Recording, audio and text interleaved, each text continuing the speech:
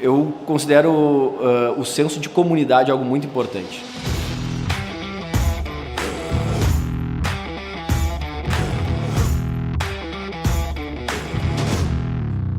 Eu gosto muito de estudar a história dos Estados Unidos e, se a gente for ver especialmente os Estados Unidos da época da Revolução, do período de independência, e depois disso também, especialmente no século XIX, início do século XX, é uma sociedade que tem muito presente o senso de comunidade. O exemplo dos pais fundadores, eu sempre cito Benjamin Franklin. Ele não só foi um grande empresário, bem-sucedido, e tão bem-sucedido que conseguiu se aposentar aos 42 anos para se dedicar a outras atividades científicas, políticas. Ele também foi um grande líder comunitário.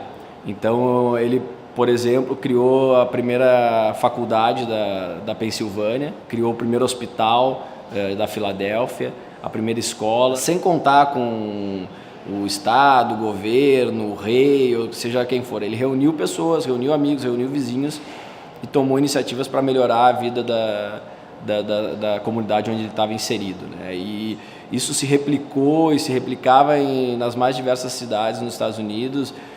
Outros países têm a mesma postura.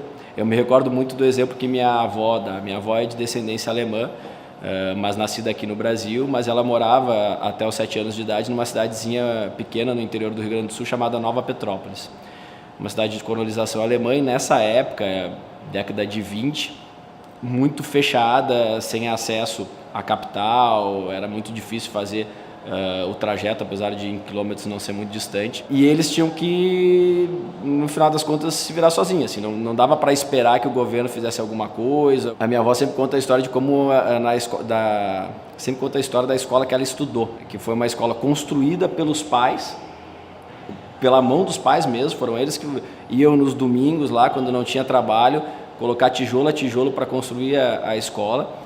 E depois o professor era contratado através de uma vaquinha que era feita entre os moradores daquela cidadezinha, daquela comunidade.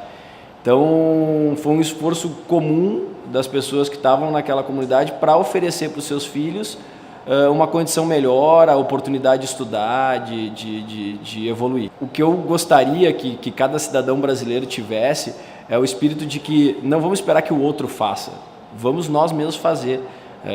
O que precisa ser feito na minha vizinhança, no meu bairro, na minha cidade, para que não só eu, mas as pessoas que estão à minha volta possam ter uma vida melhor. A educação é fundamental, O que a gente pode fazer para melhorar a educação?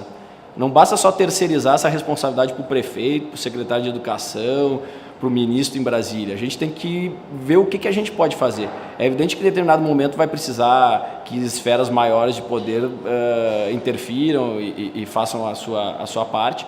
Mas o que a gente pode fazer hoje? Será que a gente não pode ir na escola, como pais, conversar com os professores, se colocar à disposição para, eventualmente, pintar a escola, para discutir atividades extracurriculares, para ver como pode ser aprimorada as atividades daquela escola, né? Na saúde também, o que a gente pode fazer pelo posto de saúde do nosso bairro? Tem alguma coisa que dá para fazer? Tem um dinheiro sobrando, será que eu não posso doar para fazer uma obra, comprar um aparelho que está faltando? Eu, como empresário, será que eu não posso fazer também uma doação nesse sentido? Não posso contribuir dessa forma? Então, assim, buscar tomar as rédeas da nossa vida. Eu acho que isso é muito importante. A gente precisa tomar as rédeas da nossa vida e não esperar que os outros resolvam. É evidente que tem muitas pessoas que têm dificuldade de fazer isso, seja por limitações financeiras, seja muitas vezes até por limitação física, mas inclusive por essas pessoas que quem tem condições tem que tomar as rédeas, quem tem condições físicas, condições financeiras tem que tomar as rédeas e fazer a diferença.